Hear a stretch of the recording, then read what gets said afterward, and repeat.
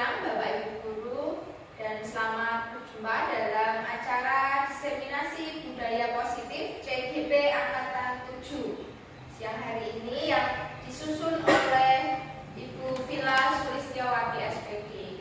Sebelum acara diseminasi ini dimulai, kita akan terlebih dahulu mendengarkan sambutan dari Kepala Sekolah SDN 10 Karanggoda. Kepada Bapak Suyati kami persilakan.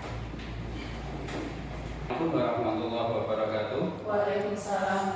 Selamat siang, salam sejahtera untuk kita semua, Bapak Ibu yang saya hormati.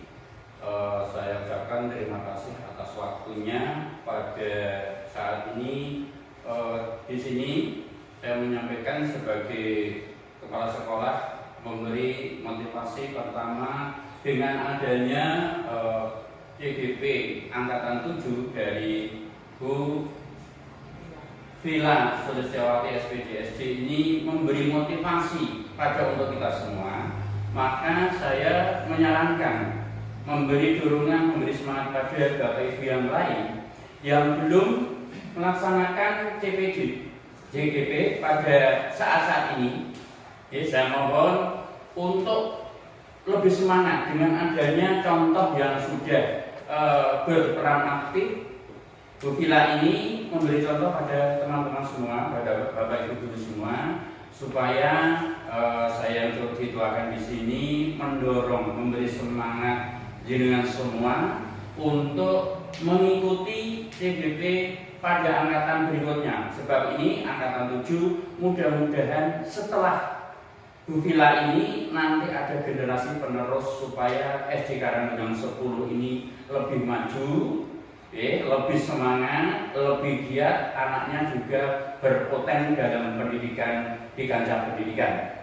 Itu yang saya sampaikan. Sekali lagi teman-teman Bapak Ibu guru yang belum, marilah kita lebih tergugah, lebih tersemangat dengan adanya contoh dari Bu Villa ini. Saya mohon untuk SD Karanggoda 10 lebih giat mengikuti CGP di Karanggoda 10, terutama di Satkordik Plonggo. Ini yang saya sarankan. Terima kasih. Hanya saya sebagai dituakan memberi semangat dari Bapak Ibu guru yang belum. Terima kasih. Assalamualaikum warahmatullahi wabarakatuh.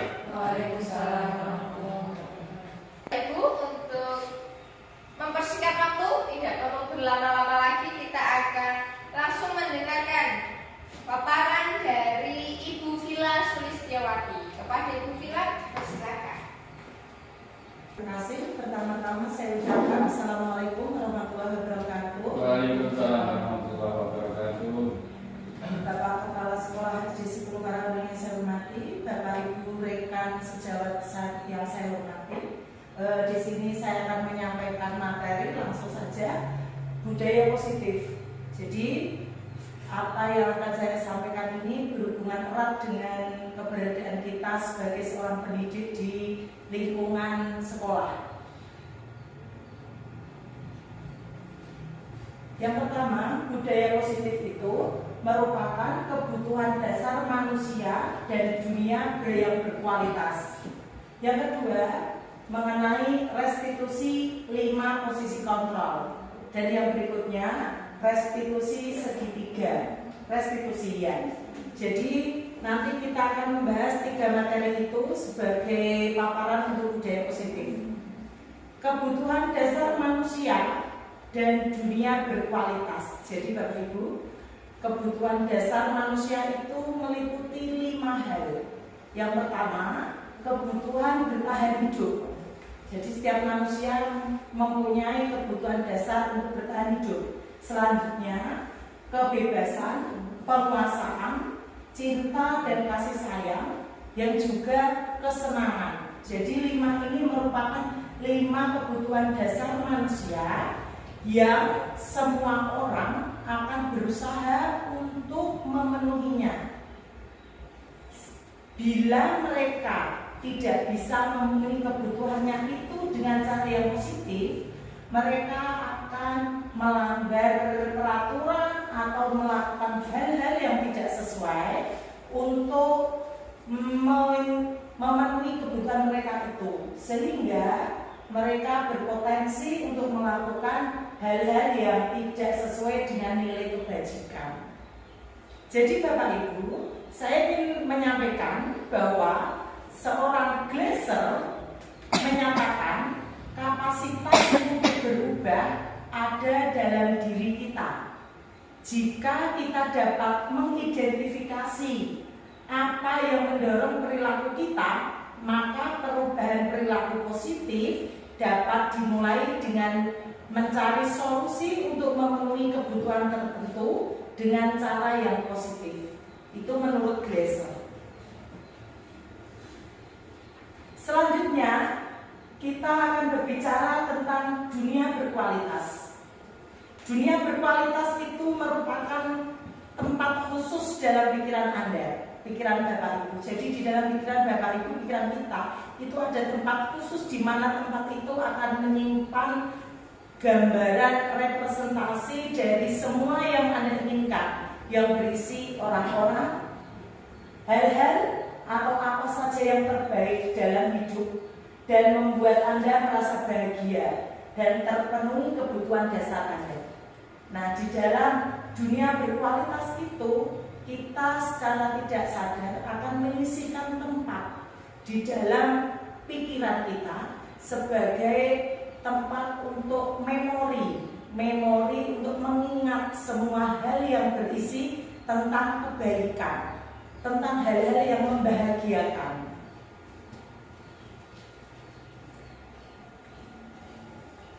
Ini tadi yang saya sampaikan.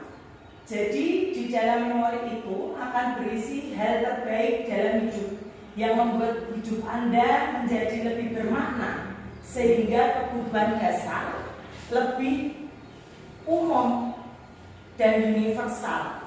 Kebutuhan dasar tadi yang kita butuhkan 5 hal tadi itu merupakan kebutuhan yang umum dan universal. Sedangkan dunia berkualitas itu lebih unik dan personal. Jadi dunia berkualitas itu merupakan milik kita sendiri karena sifatnya person. Perilaku murid yang tidak dapat dibiarkan, namun perilaku tersebut perlu ditindaklanjuti. Maksud saya, dari paparan tadi kita mengaitkan kepada murid. Untuk memenuhi kebutuhan dasar dari murid, mereka apabila tidak terpenuhinya kebutuhan mereka, cenderung mereka melakukan perilaku buruk. Sehingga perilaku buruk murid itu tidak dapat dibiarkan, namun perlu ditindaklanjuti. Jika murid terpenuhi kebutuhan dasarnya, maka akan menjadi sosok yang berdaya, seimbang dan bahagia. Jadi Bapak Ibu, untuk memenuhi kebutuhan murid yang cenderung mereka akan berlaku buruk karena kebutuhan dasar mereka tidak terpenuhi, maka sebagai pendidik kita perlu memposisikan diri kita dalam posisi 5 posisi kontrol. Yang pertama, sebagai penghukum. Yang kedua, pembuat merasa bersalah. Yang ketiga, sebagai teman. Keempat, pemantau. Dan kelima, manajer. Berikut akan saya sampaikan pemaparan tentang 5 posisi kontrol. Sebagai penghukum, di mana seorang pendidik atau seorang guru, jika dia memposisikan dirinya sebagai seorang penghukum, maka beliau akan mengatakan, patuhi aturan saya, atau awas, kamu selalu saja salah. Ini akan berdampak sangat buruk. Kemungkinan murid akan marah dan mendendam atau bersifat agresif. Bukan justru akan memberikan pengetahuan atau menarik simpati anak untuk menjadi lebih baik, tapi justru anak akan menjadi agresif dan menjadi seorang pendendam. Berikutnya, pembuat merasa bersalah. Kata-kata yang keluar dengan lembut, karena posisi guru atau pendidik dalam pembuat merasa bersalah itu menumbuhkan berupaya menumbuhkan simpati anak untuk anak itu merasa bersalah. Tentu saja dengan kata-kata yang sangat lembut. Misalnya, ibu sangat kecewa sekali dengan kamu. Berapa kali bapak harus memberitahu kamu ya? Gimana coba kalau orang tua kamu tahu kalau kamu berbuat begini? Tentu anak akan merasa bersalah, tetapi ini mempunyai dampak.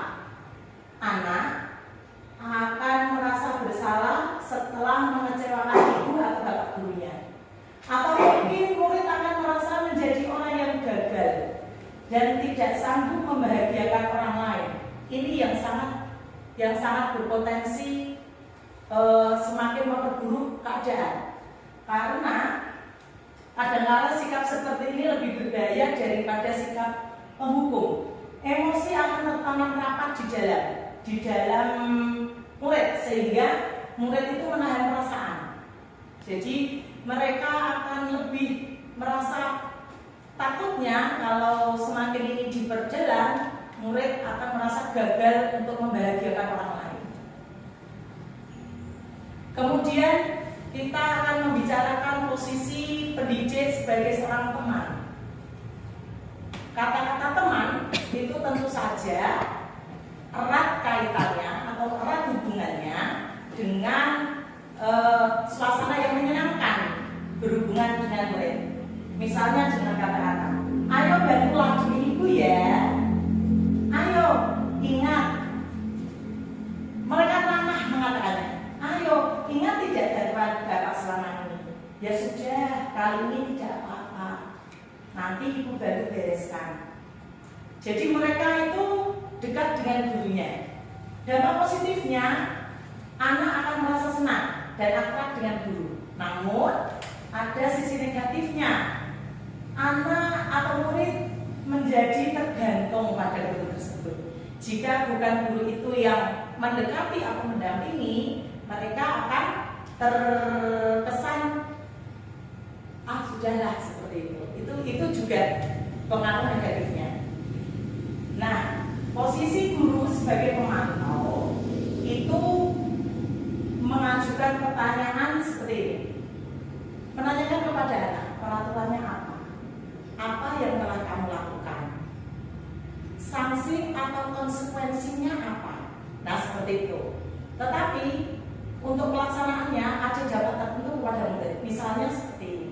Ketika murid itu tidak menyelesaikan pekerjaannya pada waktu pembelajaran dan kesepakatan kelas di dalamnya itu diselesaikan ketika jam istirahat, maka murid merasa tidak nyaman. Selain itu, guru juga harus mendampingi pada saat jam belajar pada saat jam istirahat, karena murid tidak bisa ditinggalkan seorang diri. Itu resiko dari pemantau. Nah, yang terakhir, posisi guru sebagai seorang manajer. Seorang manajer akan berkata, apa yang kita yakini. Ini akan berhubungan erat dengan keyakinan kelas yang dibentuk dengan siswa, dengan murid. Apa yang kita yakini? Ini keyakinan kembali ke keyakinan kelas. Bapak Ibu tentu ingat, keyakinan kelas itu adalah peraturan yang dibuat antara guru dan murid, di mana peraturan itu akan dilaksanakan dengan sepenuh hati dan kesadaran dari dalam diri oleh seluruh peserta atau seluruh anggota di dalam kelas itu. Apakah kamu meyakininya? Pertanyaan yang selanjutnya. Setelah itu, jika kamu meyakininya, apakah kamu bersedia memperbaikinya? Jika kamu memperbaiki ini, hal ini menunjukkan tentang apa dirimu? Apa rencana kamu untuk memperbaiki hal ini? Tentu saja hal ini mempunyai fokus tersendiri.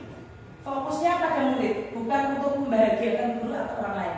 Jadi yang kita gali adalah murid itu sendiri, keinginan dia untuk berubah.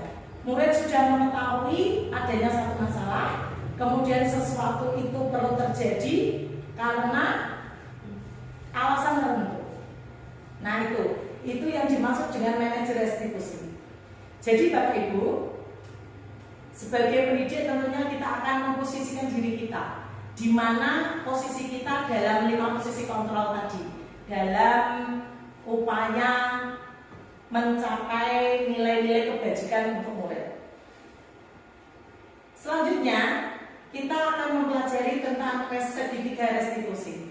Sebenarnya segitiga restitusi itu adalah proses tahapan yang dimana ada teori-teori kontrol dalam menghadapi murid.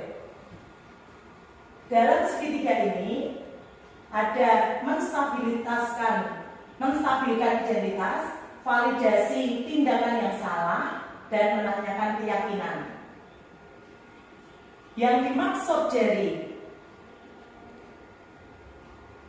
sisi 1, menstabilkan identitas adalah bagian dasar dari segitiga bertujuan untuk mengubah identitas anak dari orang yang gagal, anak yang merasa bersalah tadi, yang melakukan kesalahan, karena melakukan kesalahan menjadi orang yang sukses.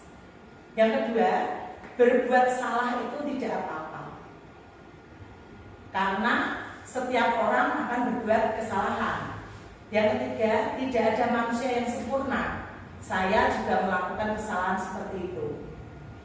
Kita bisa menyelesaikan ini. Bapak Ibu tidak tertarik mencari siapa yang salah, tetapi Bapak Ibu ingin mencari solusi dari permasalahan ini. Kamu berhak merasa begitu. Apakah kamu sedang mencari teman yang baik buat dirimu sendiri? Itu contoh-contoh pertanyaan dalam rangka menstabilkan identitas anak ketika anak melakukan kesalahan.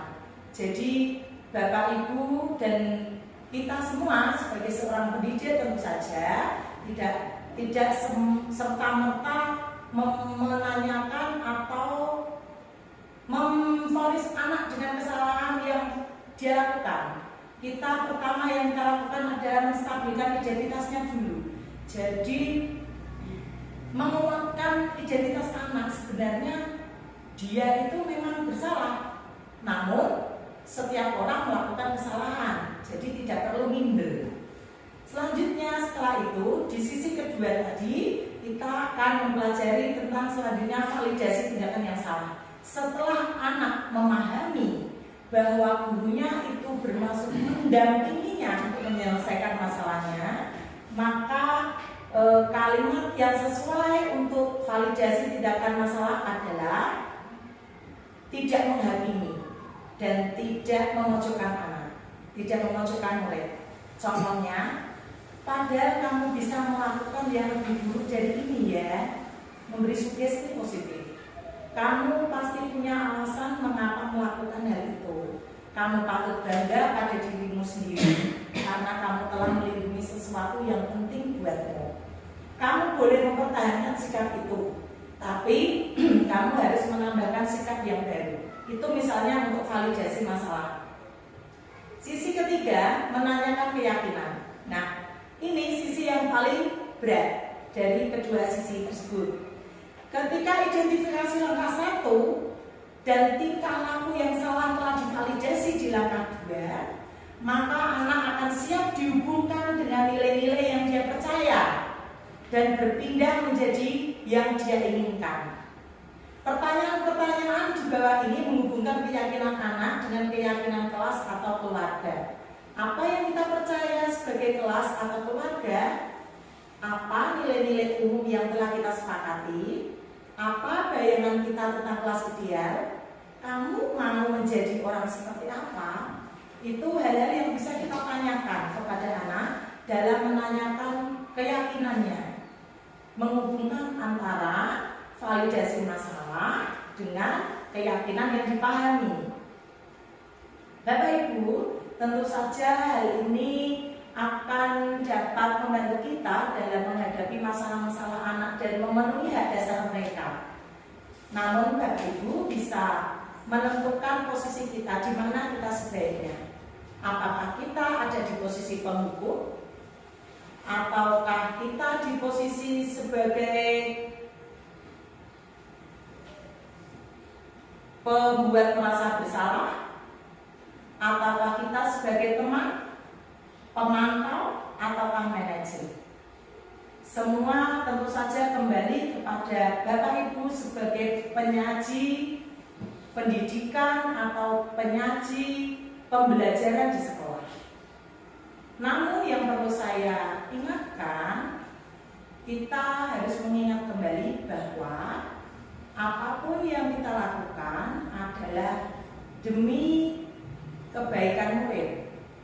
Benar dikatakan bahwa Bapak Ibu guru mempunyai filosofi tuturi dan dayani. Namun kita perlu ingat, kita mendampingi anak sebagai seorang contoh sekaligus sebagai motivator dan sekaligus juga sebagai penuntun. Dalam rangka menuntun itulah tugas kita yang sangat berat. Sekiranya apa yang bisa saya sharing kepada Bapak Ibu sampai di sini, saya kembalikan kepada pengacara untuk melanjutkan kegiatan hari ini, yaitu sesi tanya jawab. Betul, Bu? Ya. Terima kasih Ibu pembawa acara. Saya sampaikan terima kasih atas perhatian Bapak Ibu semua. Assalamualaikum warahmatullahi wabarakatuh. Jika ada Bapak Ibu guru yang menyampaikan pertanyaan, bisa langsung ditanggapi dan dijelaskan. Seperti itu Bapak Ibu, apa yang sudah disampaikan oleh Ibu Sila, saya tidak perlu mengulang lagi. Mungkin tadi Bapak Ibu sudah menyimak dan sudah mengumpulkan pertanyaan atau hal-hal yang perlu disampaikan atau ditanyakan kepada Ibu Sila. Untuk sekarang langsung mungkin ada Bapak Ibu yang bertanya, 2 atau 3, nanti dijawab langsung oleh Bu Sila. Silakan. Oh ya, Bu Bulan, silakan. Tadi Bu Mila telah menjelaskan beberapa hal ya Bu. Salah satunya yaitu mengenai posisi kontrol, 5 posisi kontrol dari seorang pendidik. Nah, yang ingin saya tanyakan yaitu apa sih yang dimaksud dari posisi kontrol tersebut? Terima kasih. Baik, Ibu Bulan. Begitu, Bu Vila, tadi sudah disampaikan pertanyaan oleh Bu Bulan. Silakan ditanggapi, dijawab. Baik, terima kasih atas pertanyaannya Ibu Bulan. Pertanyaan yang bagus. 5 posisi kontrol itu sebenarnya apa? Jadi tadi saya jelaskan bahwa posisi kontrol itu adalah di mana kita menempatkan diri bahwa kita itu sebagai pengontrol dari anak untuk dalam rangka menuju kebaikan. Nah, dari kontrol itulah kita menempatkan diri kita di mana? Sebagai penghukum, atau sebagai pembuat merasa bersalah, atau sebagai teman, atau pemantau, atau sebagai manajer. Semua dari kelima posisi itu ada baik dan ada buruknya. Dan tentu saja ini akan kita sesuaikan dengan lingkungan sekolah yang kita tempati. Manakah yang sesuai dengan keadaan di sana. Jadi yang dimaksud dengan 5 posisi kontrol itu adalah pilihan dari sikap-sikap yang akan kita lakukan dalam mendampingi murid kita untuk mencapai sikap yang baik dari hal-hal yang buruk yang mereka lakukan. Seperti itu contohnya, misalnya ya Bapak Ibu, misalnya anak terlambat, selalu saja terlambat, berulang-ulang terlambat. Nah, posisi kontrol yang manakah yang akan kita pilih untuk mendampingi anak itu, untuk mendampingi murid kita itu, misalnya. Nah, dari posisi kontrol yang kita pilih itu, kita akan melakukan atau melaksanakan restitusi, segitiga restitusi yang saya jelaskan tadi, memvalidkan menguatkan identitas dulu, kemudian menvalidkan masalah, kemudian baru mengkaitkan atau mengoneksikan dengan mengoneksikan dengan keyakinan kelas yang ada. Nah, seperti itu Ibu, mungkin bisa diterima. Terima kasih. Ya, demikian tadi ya yang sudah ditanyakan oleh Bu Wulan dan sudah dijawab. Kita buka lagi satu penanya. Mungkin ada Bapak Ibu yang ingin mengajukan pertanyaan. Ya, silakan Bu Winda. Terima kasih atas waktunya. Saya bertanya tentang apa yang dimaksud dengan menstabilkan identitas dalam segitiga restitusi. Terima kasih. Silakan ditanggapi, dijawab. Baiklah, izin dengan duduk ya Bapak Ibu. Iya, Bu. Jadi yang ditanyakan Bu Winda mengenai apa Bu tadi? Menstabilkan identitas, maksudnya saya buka slide-nya dulu Bapak Ibu dalam segitiga restitusi ya. Menstabilkan identitas, teori kontrolnya kita semua akan melakukan hal yang terbaik yang bisa kita lakukan. Nah, itu teori kontrolnya, di mana seorang guru atau seorang pendidik dalam langkah menstabilkan identitas itu akan menguatkan identitas anak untuk menjadi versi terbaik bagi dirinya. Jadi anak yang melakukan kesalahan itu bukan anak yang semata-mata paling buruk, bukan anak yang semata-mata seorang pembuat onar atau anak yang senang melakukan hal-hal yang memicu. Namun dalam menstabilkan identitas itu, Bapak Ibu mengambil langkah atau mengambil posisi untuk menguatkan identitas anak pada versi terbaik dirinya. Jadi Bapak Ibu perlu memberikan sugesti kepada anak atau sugesti positif berupa penguatan yang menumbuhkan anak itu pada dirinya percaya diri bahwa dia bukan satu-satunya orang yang bersalah, sehingga anak itu mampu menyampaikan yang menjadi permasalahannya. Demikian Bu Winda, mungkin bisa diterima atau mungkin ditambahi lagi Bu? Sudah bisa diterima.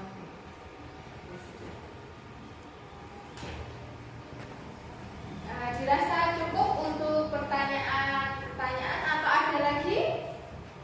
Ada lagi Bapak Ibu? Sudah cukup? Oke, baik. Demikian acara diseminasi pada siang hari ini. Kami berterima kasih kepada Ibu Vila yang sudah menyampaikan materi. Kiranya apa yang disampaikan Bu Vila, apa yang kita dengar, apa yang kita pelajari bersama ini dapat menambah wawasan kita, bermanfaat bagi kehidupan kita, bagi setiap hari kita, bermanfaat bagi anak-anak kita juga dari apa yang kita terima, dapat mengubah kehidupan anak-anak kita semakin lebih baik, menjadi insan yang berkarakter, yang memiliki wawasan yang luas. Terima kasih Bu Vila dan terima kasih Bapak Ibu guru semua. Sampai berjumpa dalam diseminasi selanjutnya. Terima kasih.